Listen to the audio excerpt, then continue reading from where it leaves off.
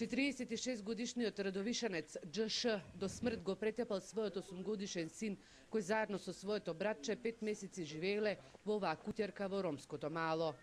На тој начин, што со дрвен предмет му нанел повреда во пределот на градниот кош и со тупаница во пределот на лицето, главата, при што по нанесените повреди настапила смрт.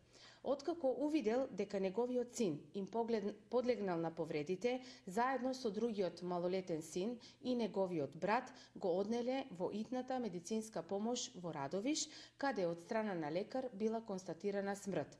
Таткото е приведен од страна на полицијата, а при распитот тврдел дека момчето не било тепано, туку паднало од стрмниот рид. Зенија Исмаилова, мајката на убиеното момче, не живеела со своите деца, бидејќи 2,5 години е разведена од 46-годишниот Дж.Ш.